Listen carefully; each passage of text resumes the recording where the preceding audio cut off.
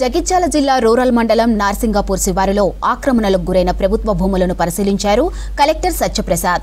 ఆక్రమించిన భూముల్లో కొందరు వ్యక్తులు ఇటుక బట్టీలను లీజుకిస్తున్నట్లు గుర్తించారు. 48 గంటల్లో ప్రైవేటు వ్యాపారాలను తొలగించాలని కలెక్టర్ సీరియస్ వార్నింగ్ ఇచ్చారు. ఇప్పటికే తప్పుడు పట్టాలను రద్దు చేశారు కలెక్టర్ సత్యప్రసాద్. 90 ఎకరాల ల్యాండ్ను స్వాధీనం చేసుకుంటామని తెలిపారు. భూముల అధీనంలోకి తీసుకున్న తరువాత ఆక్రమించిన వారిపై సహకరించిన అధికారులపై చర్యలు తీసుకుంటామన్నారు కలెక్టర్ సత్యప్రసాద్. సంబంధించి మనకి 250 సర్వే నెంబర్ సంబంధించి 90 acres ఆఫ్ ల్యాండ్ అయితే మనం ఆల్రెడీ గవర్నమెంట్ అసైన్ చేసిందో అసైన్మెంట్ సంబంధించి అవన్నీ కూడా ఎంక్రోచ్ అవడం జరిగింది. సో దాని మీద సర్వే చేయడం జరిగింది. సర్వే చేసిన తర్వాత ఏవైతే పట్టాస్ ఏవైతే ఉన్నాయో అవి POT యాక్ట్ కింద క్యాన్సిల్ చేయడం జరిగింది. ఏవైతే మనం సేల్ రిజిస్ట్రేషన్ అయ్యాయో అవన్నీ కూడా క్యాన్సిల్ చేయడం జరుగుతుంది.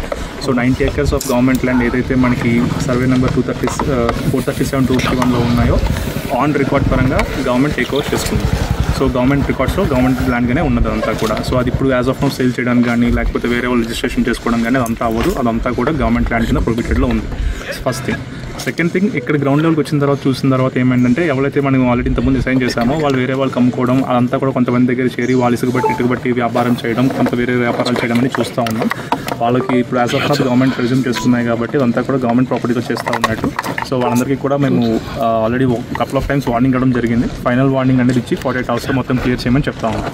లేకపోతే గవర్నమెంట్ దీని ప్రకారం POT యాక్ట్ ప్రకారం గవర్నమెంట్ యాక్ట్లో పెట్టుకున్నట్టుగా ఏదర్ మేము క్రిమినల్ కేసు ఫైల్ చేయొచ్చు, లేకపోతే ఉన్నదంతా కూడా మేము ఆప్షన్ చేసి ఆప్షన్ కూడా గవర్నమెంట్కి ప్రొసీడ్స్ పంపించడం జరుగుతుంది.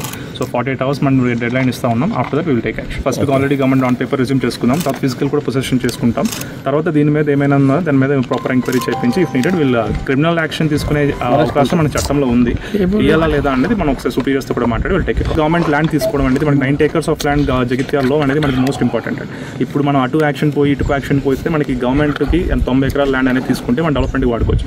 అయిన తర్వాత then will take detailed enquiry సంబంధించి ఉంటుంది. గాదేపల్లి సంబంధించి ఇష్యూ వచ్చిందండి. గాదేపల్లిలో కూడా మనం అలాగే కూడా ల్యాండ్ ఆన్ పేపర్ క్యాన్సిల్ చేస్తాము. అక్కడ కూడా ఫిజికల్ పొజిషన్ తీసుకోవడం జరుగుతుంది. సో నర్సింగాపూర్ సంబంధించి కూడా మనకి వచ్చింది.